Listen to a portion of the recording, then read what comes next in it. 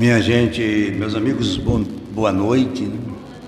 Boa noite a vocês que estão aqui presentes e boa noite aos que estão nos acompanhando pelo Facebook. Antes de falarmos do nosso tema desta noite, que tem como título Libertação, eu queria aqui reforçar o convite que eu já fiz hoje à tarde no programa Hora do Chico, que não deixe de assistir o filme Allan Kardec. Eu tive a felicidade de assistir ontem, muito bom, muito bem produzido, né? E que traz para nós, espírita, uma felicidade muito grande de ver toda a trajetória difícil, já no Norte Shopping, sala 1. No Difusora já está também, que bom. Então, a gente vê toda a trajetória, né, da doutrina, a dificuldade que Allan Kardec teve, as perseguições, né, os preconceitos que e principalmente ele enfrentou. E o que existe de muito interessante na história é que eles não se consideraram, nem se colocaram na condição de seres perfeitos. Havia erros, equívocos, enfim, tudo que a doutrina espírita defende com todos os seus valores e os seus conteúdos. Mas não existe nada mais verdadeiro do que aquilo que Allan Kardec disse àquele padre. Fé verdadeira é aquela que a gente encara face a face, em qualquer época da humanidade. A fé não é só um sistema de crença.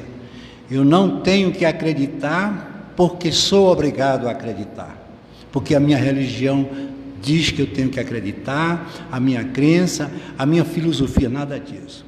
Por isso que eu defendo muito uma coisa que é bem diferente e as pessoas confundem. Uma é a conversão, outra é a convicção. Nunca se deixe converter por ninguém, porque o fator da conversão, ele delimita a capacidade de entender e de criar. Por quê? Porque muita gente diz assim, eu me converti, eu fui para a igreja, eu me converti, eu agora abracei tal religião, abracei Jesus e agora eu sou uma pessoa convertida. Isso não é verdade.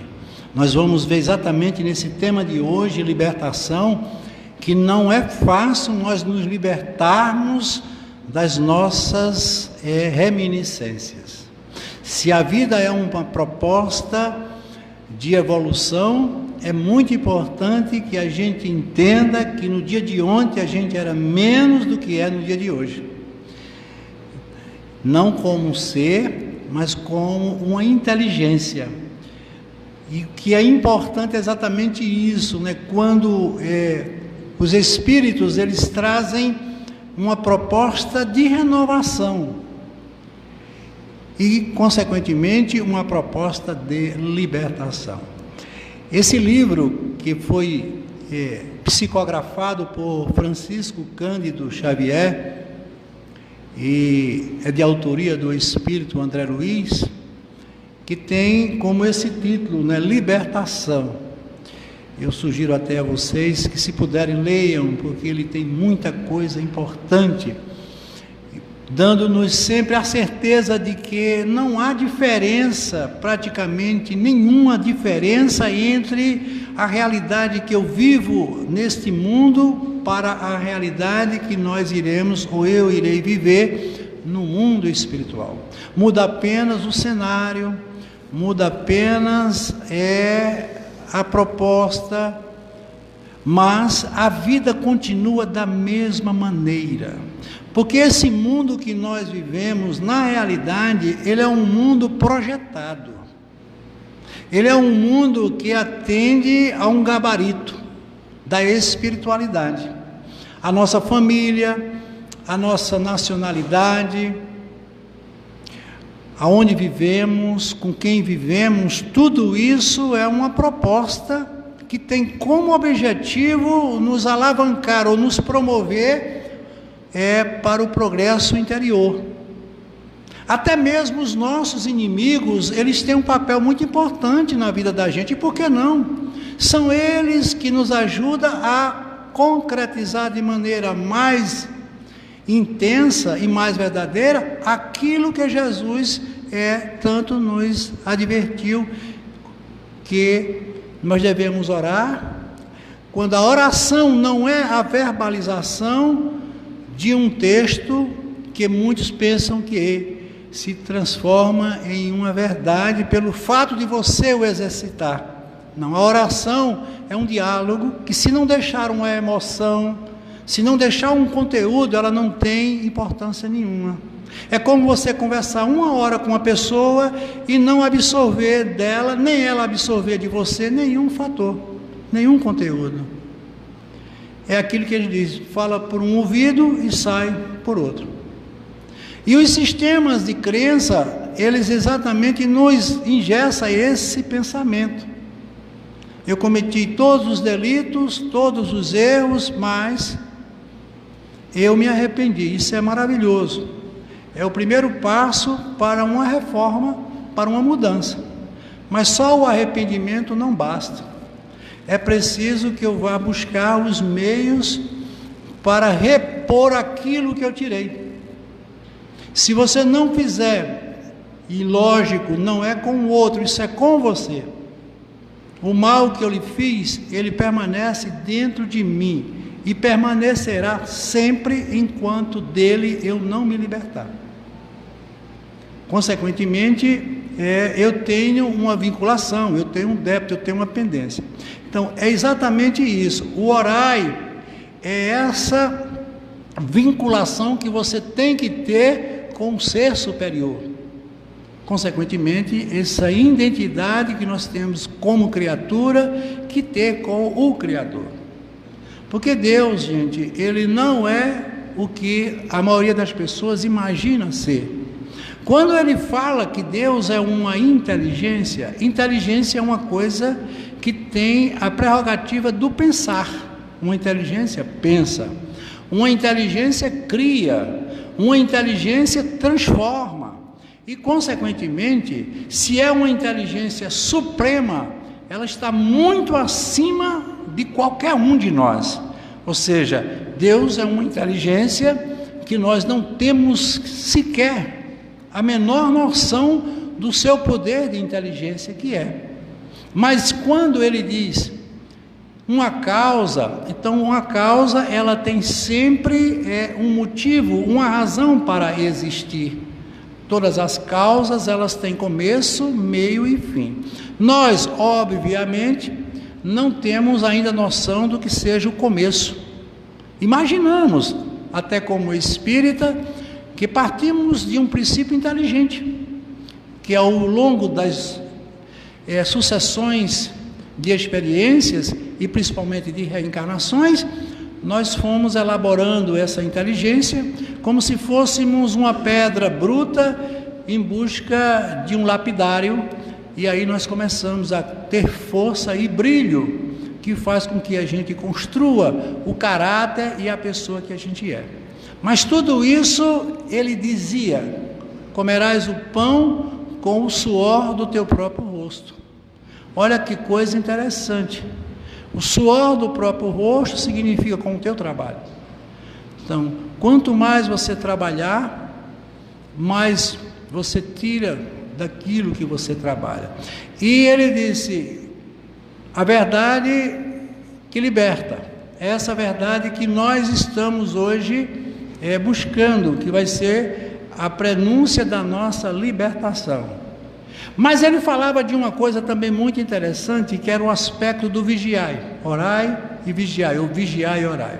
Essa vigilância, muitos pensam que faz parte da inter-relação que nós temos de um para com o outro, ou seja, preste atenção com quem você anda, preste atenção com as pessoas com as quais você convive. Não. Esse vigiai que Jesus ao qual ele se referia, era olhar para dentro de si. Porque a proposta dele é uma proposta de transformação interior. Jesus não falava de pessoas, Jesus não falava de multidões, de nacionalidades. Eu sempre costumo dizer, se Jesus tivesse vindo na condição de um espírito da envergadura que ele era e é, trazendo qualquer proposta de grandeza, de supremacia, ele não teria nascido em Israel, ele nasceria em Roma, que era a capital do mundo, era onde estava toda a riqueza. Ele não nasceria numa manjedoura, no lugar onde muito mal os animais naquela época poderiam ficar. Ele teria nascido, como a gente sempre costuma dizer, em berço de ouro. Mas ele veio nos mostrar exatamente isso, que nós devemos entender que o importante não é de onde a gente nasce ou de onde a gente parte, mas para onde a gente vai. O que é que eu quero da minha vida? Porque tem pessoas que se amarguram, tem pessoas que entram em processo de extrema insatisfação interior, porque elas não estimulam um processo de transformação, elas não querem mudar. Elas se dizem, muitas vezes, pessoas de mal com a vida, mas elas também não movem nada para se tornar uma pessoa de bem com a vida, porque tudo isso marca demais a vida, a história de cada um de nós. Então, quando a gente começa a entender que nós, ou eu, você, qualquer um, é uma inteligência da inteligência, começamos a ver que a vida ela tem um propósito, e eu sempre costumo dizer que é o que nós tanto procuramos, que é a direção da vida. Todos nós estamos direcionados para um mesmo fim. Nós saímos de uma condição primitiva e vamos para uma condição de uma supremacia. Na escala evolutiva dos espíritos, nós sabemos que ainda estamos na condição de espíritos simples e ignorantes. Um pouco acima, ou uma escala acima, dos espíritos mais embrutecidos, que são os espíritos primitivos. As conquistas que nós vamos adquirindo e contraindo, em termos de evolução, vão nos levar à condição de um espírito bom, quando não teremos mais nenhuma predominância ou nenhuma predisposição para a execução do mal, onde em nós já existirá sempre a condição do bem, mas ainda não estaremos prontos para evitar o mal. A gente quer o bem, mas ainda possui um pouco de orgulho, não buscando evitar o mal. E aí nós vamos para a condição de um espírito perfeito. Esse sim é perfeito, e o que é perfeito não se submete mais a nenhuma condição a não ser a da própria perfeição, que esse espírito é exatamente Jesus. Daí o fato da gente entender, porque ele pediu que não julgássemos, que não olhássemos o outro em sentido crítico, porque tudo que fizermos ao outro, consequentemente estaremos fazendo a nós mesmos. E essa escala evolutiva do espírito, é nela que nós estamos. Teremos que ter muita paciência, ainda vamos amealhar uma série de projetos, mas o caminho é esse. Agora Deus, como sendo a direção, entregou a cada um de nós o sentido da vida. O sentido, sim, é o que a gente precisa construir para justificar aquilo que a gente está fazendo. Porque muito do que nós praticamos, muito do que fazemos, não vai nos servir para as propostas e para os projetos futuros. Um exemplo prático, a ideia da posse material. Então, nós sabemos que quando daqui partirmos, iremos levar aquilo que Jesus falou, que é um reino que está dentro do nosso coração. Ele não falava em coração, aliás, ele não falava em consciência, porque naquela época não havia um entendimento do que seja a consciência, que é exatamente o que nós vamos ver. Então, o que você guarda na sua consciência é o patrimônio que você vai levar para onde você for. A matéria, por sua vez, como fator de auxílio ao processo evolutivo, tem uma importância fundamental, mas ela não nos pertence e ela é utilizada apenas para as nossas experiências do cotidiano, a começar pelo nosso próprio corpo físico. Quando na semana passada eu falava da lei da destruição, o que é destruição? É um processo de transformação. Esse planeta Terra, ele tem todas as bases do seu progresso em cima da destruição. a gente entende isso como uma coisa trágica, e não é. Destruir uma coisa significa transformar para construir um novo, porque, como o cientista nos disse, nada se perde, nada se cria, tudo se transforma. Então, é como a energia ela não pode ser criada e nem pode ser destruída, ela só pode ser transformada. Então, nós somos energia e, consequentemente, nós estamos dentro desse projeto. Então, isso é muito importante para que a gente possa entender o que verdadeiramente vai ser esse estudo e o estudo dessa noite. No livro Libertação, na página 30, esse texto eu trouxe para que a gente faça uma avaliação logo de princípio, logo de início, do que vem a ser essa libertação. Veja o que ele diz aí: a alma caída em vibrações desarmônicas. Ora, o que ele quer dizer? São as almas perturbadas. Vibrações desarmônicas são fatos doentios. Todas as vezes que nós estamos em desarmonia, nós estamos predominantemente doentes.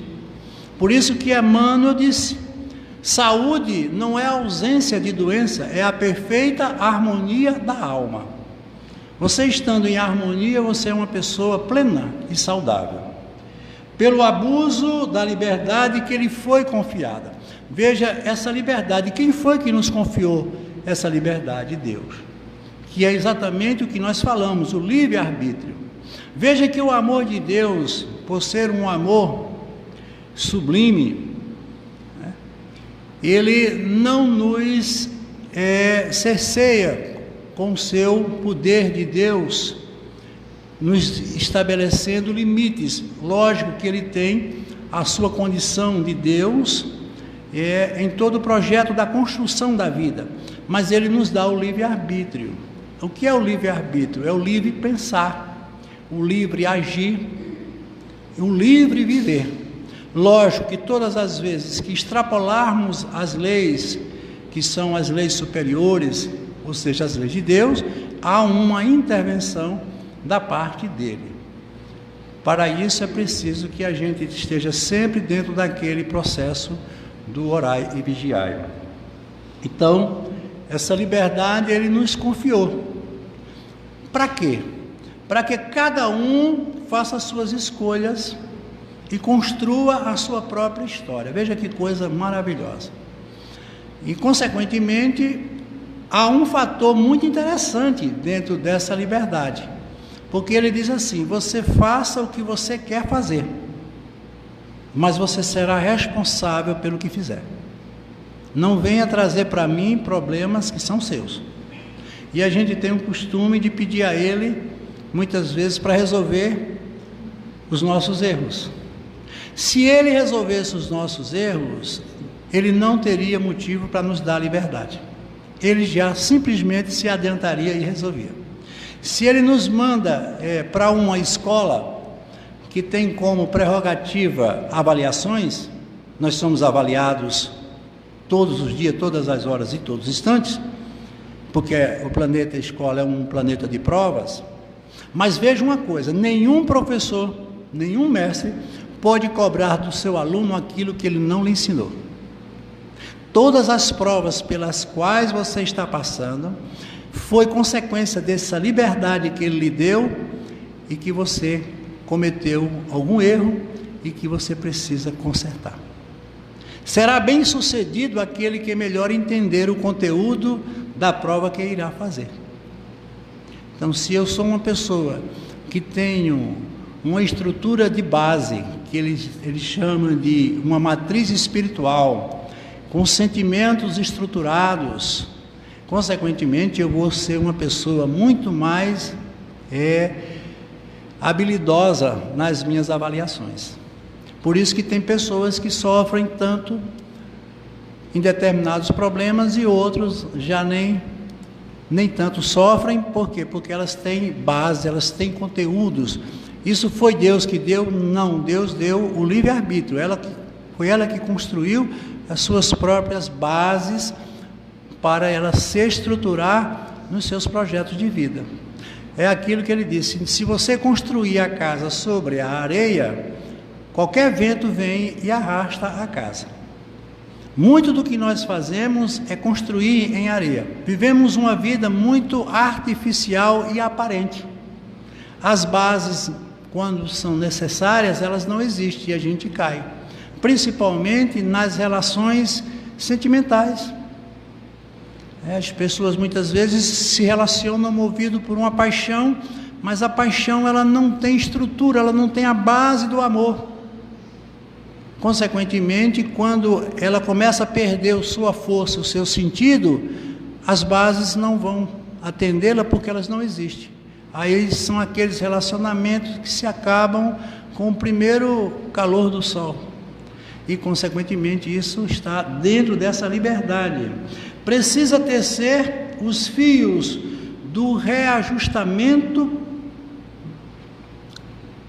próprio. E milhões de irmãos nossos se recusam a semelhante esforço.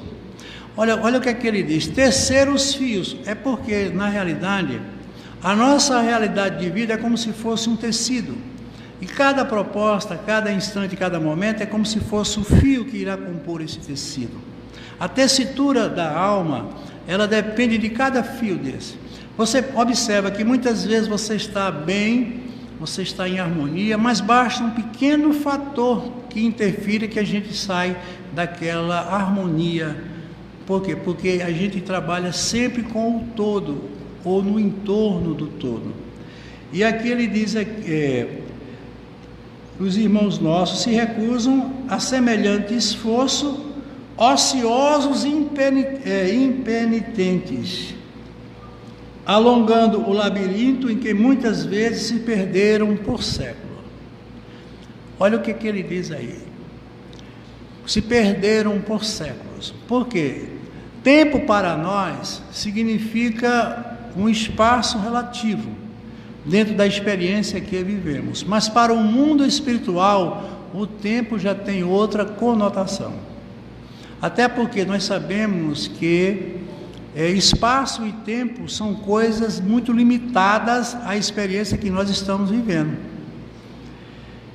Aí adiante ele diz: inabilitados para a jornada imediata rumo ao céu. Quem de nós não pensa ou almeja esse rumo ao céu? Mas o que é esse céu? Será um lugar de contemplação? Um lugar onde tudo é perfeito e tudo nos favorece? Um lugar onde haverá o repouso eterno, como nos foi ensinado? Que céu é esse? Um céu de contemplação. Será que esse céu está tão distante de nós? Ora, se Deus ele é uma manifestação plena dentro de mim, então significa que tudo que é de Deus está em mim. E esse céu, ele também está em mim. O céu e o inferno é uma questão só de consciência. Você pode estar no céu vivendo um inferno. Você pode estar no inferno vivendo um céu. É uma questão só de escolha e de condição interior de cada um de nós. Como nós somos muito mais aparência do que realidade interior, nós somos muito mais um ego do que um ser. Consequentemente, esse céu fica muito distante. Por quê? Porque nós somos movidos por sentimentos que não traduzem ou não nos trazem esse céu, porque dependemos muito do mundo que vivemos, e o mundo é esse onde a materialidade tem uma maior predominância. Consequentemente, a gente fica sempre longe dessa realidade. E ele vai mais além: em virtude das paixões devastadoras que os magnetizam, cegam as pessoas, determinadas paixões. Porque paixão, gente, vem do latim passione. Passione vem de passional. As paixões são relações onde há uma interdependência muito grande. Um está sempre precisando do outro. Isso é perigoso, porque eu sempre digo, as paixões fazem com que a gente saia do território da gente e vá para o território do eleito ou da eleita. Viver na condição do outro é viver dependendo do outro. E você vai ficar e permanecer até o dia que o outro assim permitir. Porque na hora que você não for mais interessante para ele, ele manda você ir embora. E muitos não sabem nem para onde vai, porque viveram a vida toda fora da sua própria realidade. Então é muito difícil. Veja que todas as vezes que uma pessoa termina um relacionamento, muitas vezes duradouro, mesmo conflituoso, ela leva um certo tempo para se refazer, porque ela é como se ela estivesse na rua procurando um lugar para morar, porque ela não vivia ela não tinha poder sobre o seu território, ela não tinha uma casa própria, e aí ela fica à mercê de um e de outro. Por isso que eu digo, as verdadeiras relações, elas têm que ter sempre os limites que são determinados por cada um. Tudo que você ceder em nome desta liberdade, você pode pagar um preço muito alto por ter cedido. E aquilo que você faz, invadindo o território alheio, também pode lhe custar muito caro. Por isso que a gente tem que estabelecer sempre os limites daquilo que a gente deseja, daquilo que a gente sonha e daquilo que a gente quer. Nunca se deixar relegar por determinados fatores, porque há uma impressão muito grande de coisas que muitas vezes não são tão verdadeiras como nós pensamos. Pensamos conhecer as pessoas, conhecer o outro, ter poder sobre o outro. Isso não é verdade. Mal nos conhecemos. Olha, se eu mal conheço a minha casa, como é que eu posso conhecer tão bem a tua casa? Precisamos pensar nisso. E as tendências inferiores, com as tendências inferiores que se afinam ao redor da crosta terrestre. Ele aqui está falando, ele não está falando de nós encarnados, está falando de espíritos desencarnados, espíritos que já partiram daqui. E vejam que aquilo que eu disse no início, a vida continua do mesmo jeito, os mesmos objetivos, as mesmas necessidades e os mesmos ideais.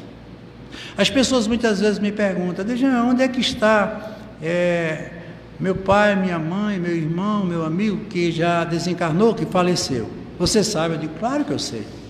Que bom. Sei, como sei? Vão estar no lugar onde a sua consciência lhe couber melhor, ou lhe colocar melhor. Ou seja, se você é uma pessoa que leva da sua experiência terrena conflitos, esses conflitos não vão desaparecer, gente. Pelo contrário, eles vão até se intensificar. Porque na experiência terrena, eu só podia despachar pelo gabinete do cérebro. Lá eu não tenho cérebro, eu vou despachar direto. Tudo vai ser de uma maneira bem mais direta.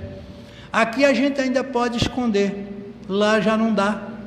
E consequentemente, se você é uma pessoa que aqui pratica o bem, e no momento em que você sai dessa experiência, levando todo o bem que você praticou, a paz que você carrega dentro de si, com certeza será um material muito proveitoso e muito importante para onde você for, porque você vai continuar tudo o que você aqui estava fazendo. Mas veja o que é que ele diz aqui, que esses espíritos, eles estão perdendo tempo, porque, gente, é muito precioso esse tempo que nós estamos vivendo. 1 ano, 2 anos, 3 anos, aqui é muito importante. A gente tem que valorizar muito essa experiência, porque é o melhor que a gente podia ter. Você muitas vezes não gosta do seu corpo, não gosta da sua família, não.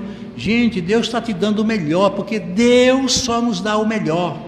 Ele não colocaria você no estado de miséria ou de comiseração, porque Ele deixaria de ser Deus. E por que eu vivo essa miséria? Porque eu escolhi esse tipo de vida. É uma experiência que eu estou vivendo, não como castigo, não como punição, mas um método que eu utilizei podia ter sido outro. Ao invés de eu ter escolhido resolver com o amor, eu me descuidei e agora eu estou resolvendo com a dor. Talvez o amor tenha insistido tanto, mas você não deu a ele a oportunidade para que ele se manifestasse no seu processo de mudança.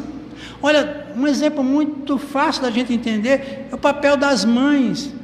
O que é que uma mãe faz a vida toda diante do seu filho? educar com amor. Tudo que ela pode dar do melhor, ela dá, ela se sacrifica, ela se coloca sempre. Mas será que todos atendem? Não. Poucos têm ouvido para ouvir, olhos para ver. E muitas vezes embrutecidos, mediante a própria ignorância, que não é maldade, não é ignorância, é falta de conhecimento, eles deixam passar uma oportunidade maravilhosa e, consequentemente, vão vivenciar isso aqui. Ou seja, eu fiz tudo de um jeito e você só quer de outro, então que seja do jeito que você quer. E aí vem as provas mais difíceis e até mesmo as reparações que são bem mais difíceis de serem superadas, mas tudo está dentro do projeto, porque a lei de Deus, acima de tudo, é uma lei de conhecimento e de evolução, ou seja, é uma lei pedagógica. E aqui ele diz assim: cujas emanações e vidas inferiores, ele está se referindo a experiências de natureza inferiores, movido, como eu disse, pela ignorância, por não querer mudar, ainda se nutrem, qual ocorre aos próprios homens encarnados. Veja que coisa interessante, ele está dizendo lá: olha, vocês estão aqui, continuam fazendo as mesmas coisas, as mesmas perseguições, os mesmos conflitos. Ah, mas eu agora estou na condição só de um espírito desencarnado. Sim, gente, mas o que move o espírito, tanto encarnado como desencarnado, é uma consciência, que é o comando de tudo. Os pensamentos continuam os mesmos, os inimigos continuam os mesmos. Todos nós sabemos os processos obsessivos, como são difíceis e complicados. Quantos morrem e não saem de perto do corpo que já morreu, porque não tem força sequer para se libertar, porque morrer é muito fácil, difícil é se descompatibilizar da carne, da matéria. Quantos ainda estão por aí, perambulando por essas avenidas desse planeta, nesses calabouços, nesses hospitais, nessas casas, como eles chamam, mal assombradas, porque ainda eles estão perdidos, gente. Não é que eles estejam abandonados, porque nenhum de nós, em qualquer situação, vamos ter sempre alguém para nos orientar, mas ele só pode fazer por nós aquilo que nós permitirmos que ele faça. Existem espíritos que estão na porta da gente a vida toda, esperando que você abra uma brechinha, e você não abre. Por quê? Porque você está preso a uma realidade completamente diferente daquela realidade que é a dele. Eu queria tanto fazer por você, mas você não me permite que eu faça, porque fazer ou não fazer, viver ou conviver, é uma questão de conquista. E aqui no final ele diz: o objetivo essencial de tais exércitos sombrios, veja, espíritos perturbados, é a conservação do primitivismo mental. Ele não evolui, não progride, permanece com os mesmos pensamentos. Tem pessoas que ruminam ódio de manhã, de tarde e de noite, não sai desse ciclo de pensamentos destrutivos.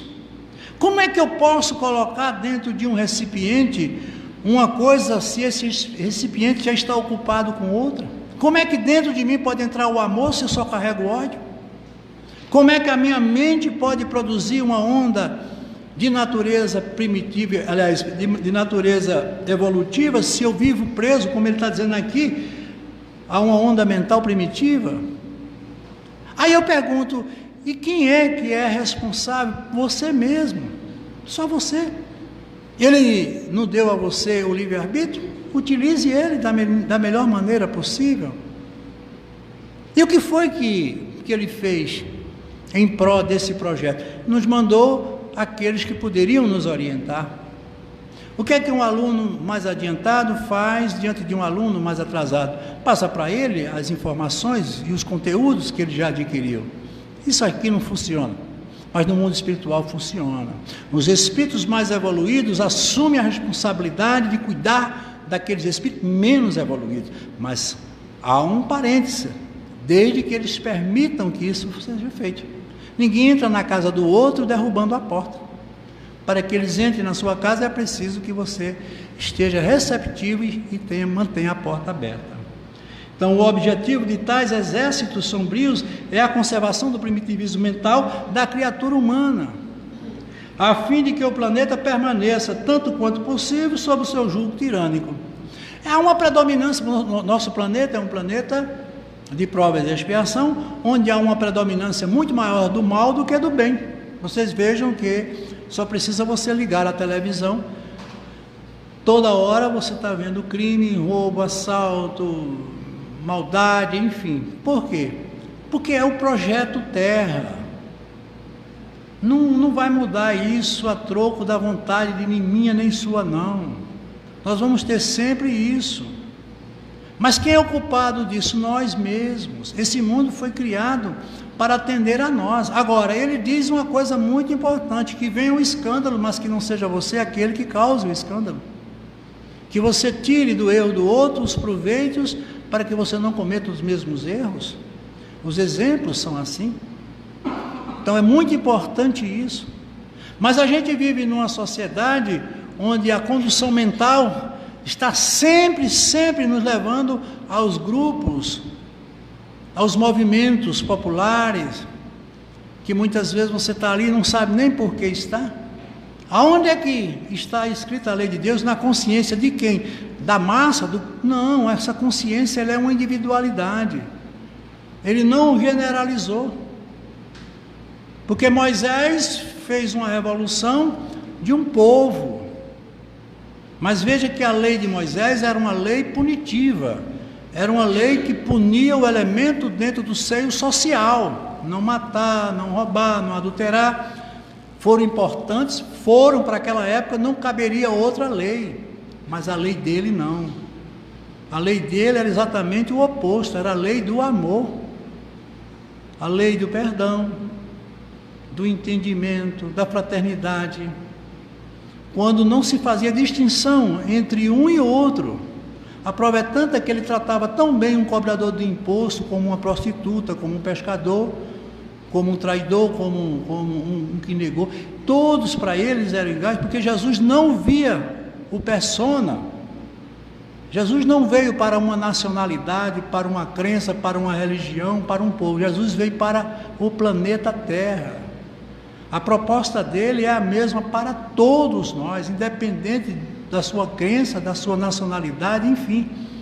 Por quê? Porque se você olhar o Evangelho, ele não nomina, ele não tem preferência, ele é uma revolução dentro de você. E é essa revolução que tem que existir. Então você vê aí um exemplo bem objetivo do que seja essa libertação. Veja, a borboleta ela começa dentro de um casulo, né? E ali na condição de uma lagarta, mas à medida que vai evoluindo, ela vai chegar a um momento em que ela vai encontrar um céu e ela vai poder voar.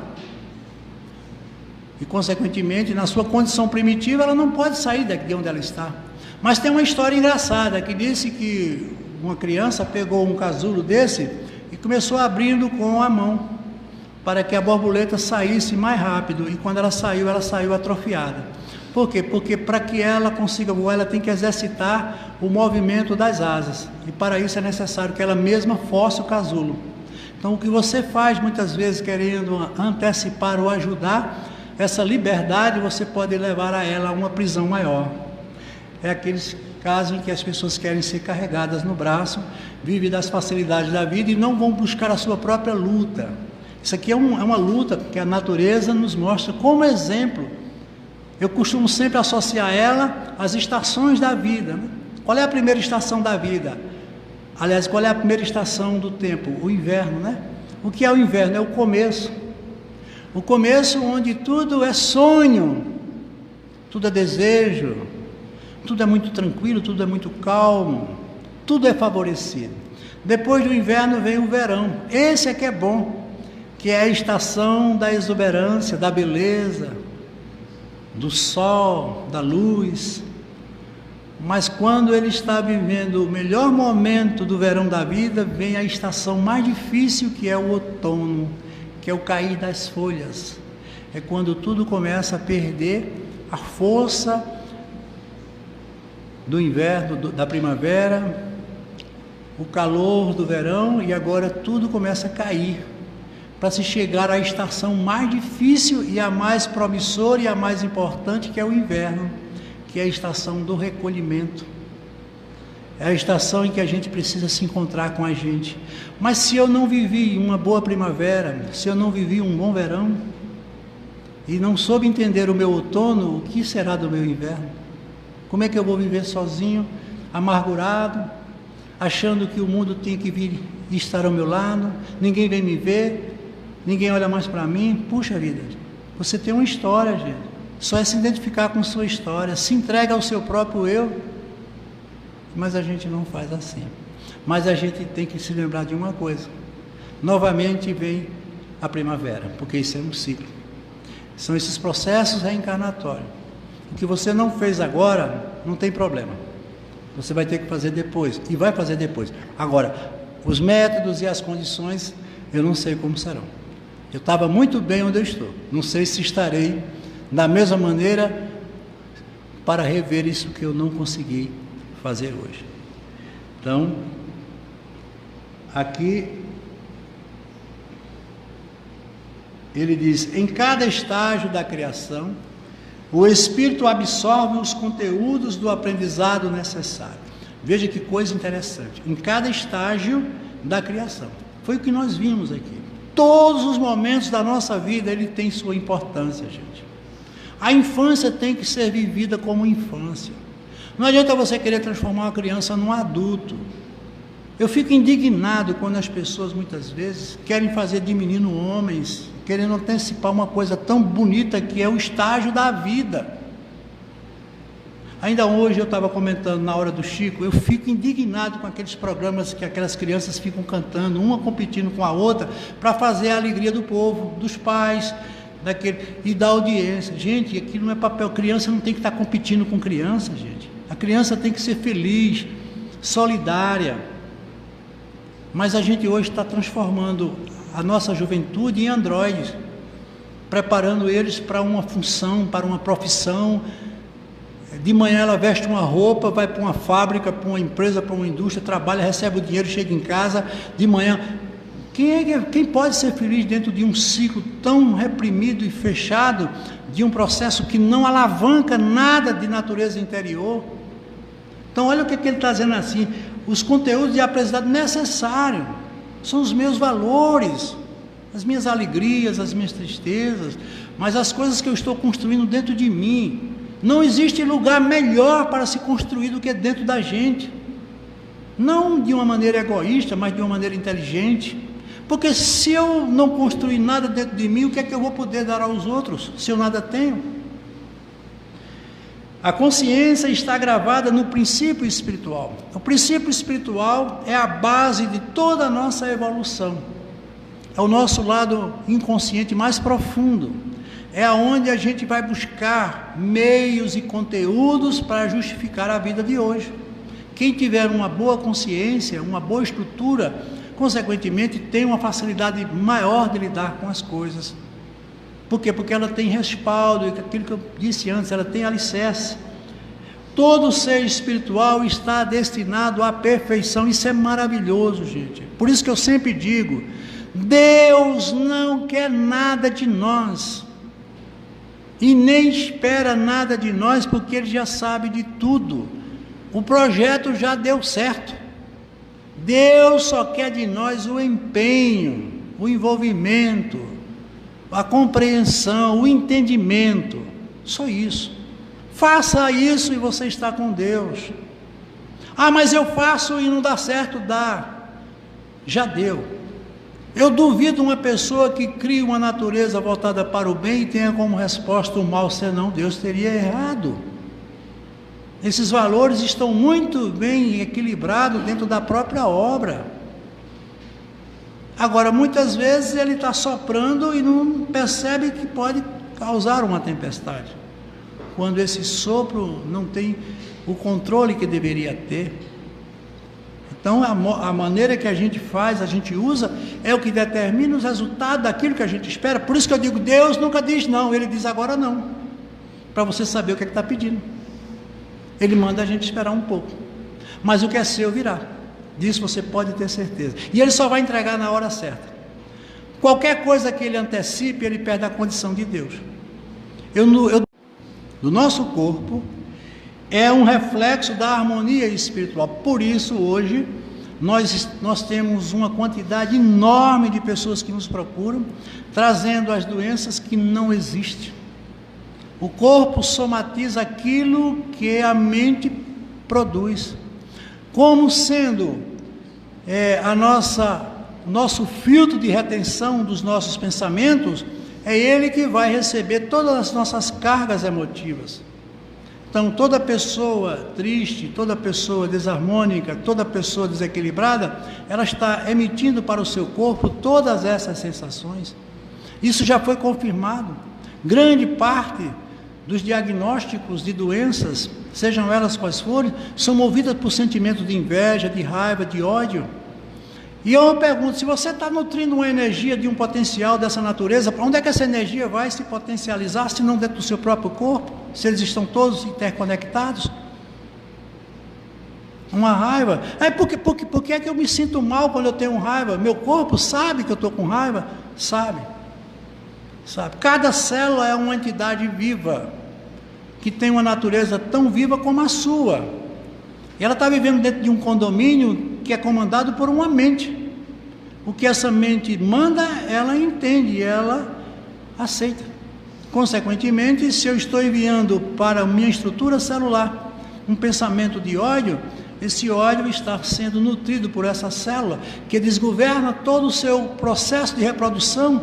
Se eu estou desequilibrado, ela também entra no processo de desequilíbrio, e vocês sabem que uma célula em desequilíbrio, ela produz células em desequilíbrio. Daí surgem os casos de câncer e tantas outras doenças. Vocês hoje já ouviram falar sobre a fibromialgia, uma doença que não tem um diagnóstico definido, e tantas outras, porque são doenças da alma, são doenças que estão se somatizando no corpo físico em função de uma desarmonia mental. Muda o pensamento. Lógico, você tem que procurar o médico, mas os remédios remediam. O remédio, ele é um paliativo, porque se o corpo é químico, ele entra como uma química. Em química a gente tem os catalisadores e tem os inibidores.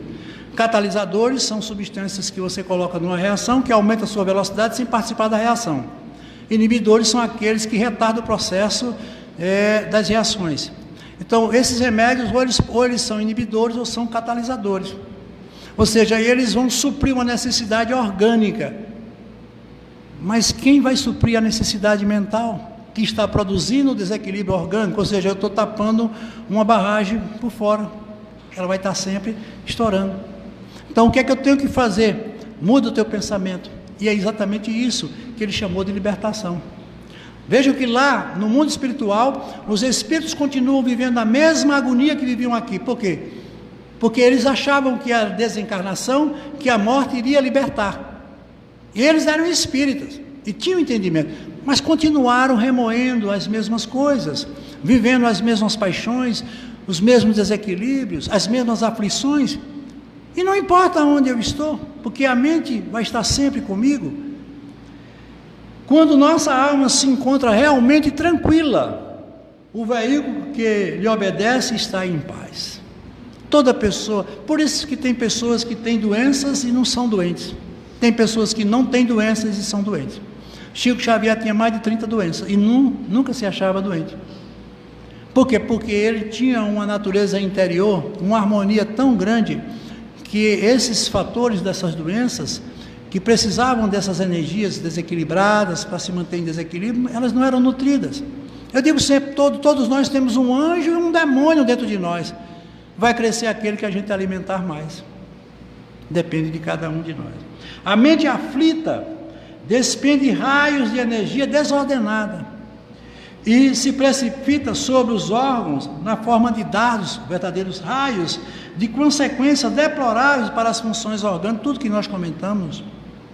Todos os sentimentos que nos ponham em desarmonia com o ambiente em que fomos chamados a viver. Veja, o ambiente em que fomos chamados a viver. Ou seja, a reencarnação é uma programação prévia. Nós não estamos aqui por acaso. como eu disse, nem na família que aleatoriamente foi escolhida para nós, como se caíssemos de paraquedas. Não, estamos dentro de um projeto. Por isso que, se você tem uma família complicada, é melhor você trabalhar essas complicações, porque senão você vai continuar com essas mesmas dificuldades, seja em que família for, porque você está na família certa. Reconcilie com o seu inimigo, como eu disse.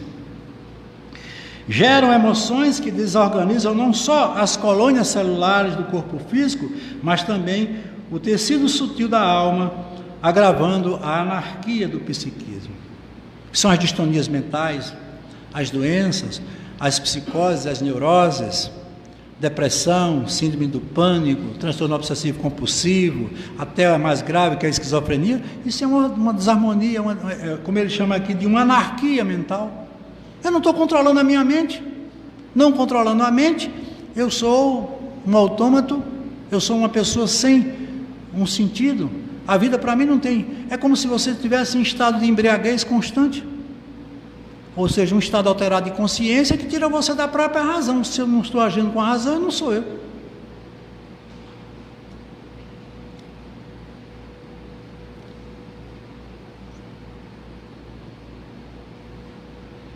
Eu coloquei aqui. Eu troquei os slides, mas tudo bem. Tudo se transforma a cada instante, né? Mas a verdadeira transformação começa em você. A gente comentou isso aqui. Vamos, a partir de agora, elevar nossa autoestima utilizando esses conhecimentos extraordinários para nos transformarmos, nos tornarmos em pessoas extraordinárias. É um convite que ele faz a cada um de nós. Como esperar a transformação evolutiva do mundo se você não provoca e não aceita a transformação do seu eu? A gente passa o dia todo porque o mundo não é bom, porque as pessoas não são mal, eu não tenho emprego. Olha aí, começa por você. Isso só pode começar por você. Acostume-se a olhar para as estrelas e não desanime até sentir o seu brilho dentro de você. Não importa a distância. Você é luz e a vida viaja na luz. Então, o que exatamente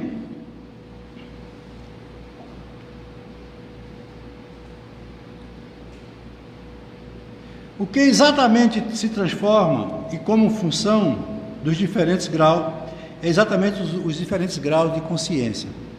Eu vou mostrar aqui um gráfico para vocês que vai traduzir exatamente isso que nós estamos aqui falando. Nosso grau de consciência, por sua vez, é um estado relativo de nossa totalidade. Nós somos uma consciência total e temos os nossos níveis de consciência. Por quê? Porque você talvez não perceba, nós temos as três áreas bem definidas. Nós temos a área da consciência, da subconsciência e a área do inconsciente. E ainda temos uma outra área que é a área da superconsciência. Por exemplo, tudo que nós estamos registrando nesse exato momento é movido pela consciência. A consciência que trabalha no corpo físico através dos 5 sentidos naturais. Através do córtex frontal, nós temos a capacidade de ver, de ouvir, de falar, de sentir e de cheirar. O olfato, o tato, o paladar e o olfato. Mas esses sentidos são muito poucos para um espírito que tem a dimensão que tem o ser espiritual. Mas tudo que você registra no momento presente, nesse exato momento, isso passa a ser dentro de um processo seletivo, guardado dentro de uma área do seu consciente. Essa área, ela vai primeiro para a região mais próxima, que é o subconsciente. É como se fosse uma casa, a consciência estivesse num andar, a subconsciência no outro e o inconsciente fosse o porão. Então, quando nós sairmos daqui, nós vamos levar as informações que são necessárias ou interessantes para nós, por uma seleção. Nem todos vão levar as mesmas informações, mesmo sendo dito as mesmas coisas, porque isso vai depender da capacidade de concatenar ideias de cada um, é aquela inteligência que nós falamos no início. Essas informações, elas vão ficar retidas numa área. À medida que a gente vai adiantando o processo da consciência, elas vão descendo. É como se esse arquivo fosse sendo substituído, mas tudo isso fica permanentemente gravado dentro de nós. E o que é mais interessante, tudo que está no subconsciente e no inconsciente não pode mais mudar. É por isso que a gente sofre tanto. Por exemplo, um mal que eu fiz, ele nunca mais deixa de existir como realidade dentro de mim. Uma vez feito, está feito. Por quê? Porque a nossa mente, ela nunca aceita o não. Tudo para ela é sim. É como o universo. Tudo que você pedir ao universo, ele lhe dá. Agora você aqui tem que escolher o que está pedindo. Porque se você pedir algo que não deva, você vai ter que devolver. Se você pedir algo que deva, é seu permanentemente. As coisas boas serão sempre nossas. E permanecerá sempre sendo nossas. As coisas ruins são aquelas que as pessoas vêm buscar. Por isso que as pessoas muitas vezes nos maltratam, nos ofendem, nos atrapalham, porque foi alguma coisa que a gente tirou que não devia. E pode ter certeza que essas contas, elas são bem acertadas. Isso não há erro nenhum. Então o que acontece? Essas áreas, elas vão se acumulando de conhecimento. Quando você sair dessa realidade, onde tudo está preso apenas pelo lado da consciência, você vai penetrar na área do superconsciente. É quando você se desacopla. Você se descompatibiliza do cérebro e a mente fica livre, porque a mente é livre. E essa realidade, ela vai aparecer de forma muito verdadeira. Imagine a gente se ver diante de todo o nosso passado. Sabe Deus o que nós praticamos nesse passado, os delitos, as nossas faltas, até porque nós estamos numa escola como reprovados, então temos pendência. Então o que é que a espiritualidade faz? Ela não permite que isso seja visto de uma forma bem direta, e ela coloca isso de forma bem gradativa e paulatina. Então as nossas áreas, elas serão acessadas de acordo com a nossa maturidade. Agora o que é que acontece? Eu não posso mudar o meu passado. Claro que eu não posso. Mas eu posso ressignificá-lo. Eu posso transformar um ódio do passado em algo diferente. Só é eu pegar ele e dar a ele um outro sentido. Por exemplo, você me fez uma raiva há muitos anos. E eu tenho essa raiva guardada dentro de mim, não é em você, é em mim. E ela começa a me incomodar. Todas as vezes que eu lhe vejo, ela reacende, porque ela é uma realidade. Mas se eu começar a dar a você uma nova visão, aliás, se eu começar a ter uma nova visão de você, se eu começar a usar o exercício do perdão, dizendo a mim mesmo que aquilo já passou. Por exemplo, uma traição, que maltrata tanto, porque a traição não é de quem é traído, é de quem trai. Mas uma traição, aí você diz, bem, essa pessoa me traiu, eu sofri muito por ter sido traída. Mas eu agora amadureci, significa dizer o quê? Que eu não devia fazer o que eu estou fazendo. Essa traição despertou em mim uma coisa que eu até então não havia despertado, o amor próprio.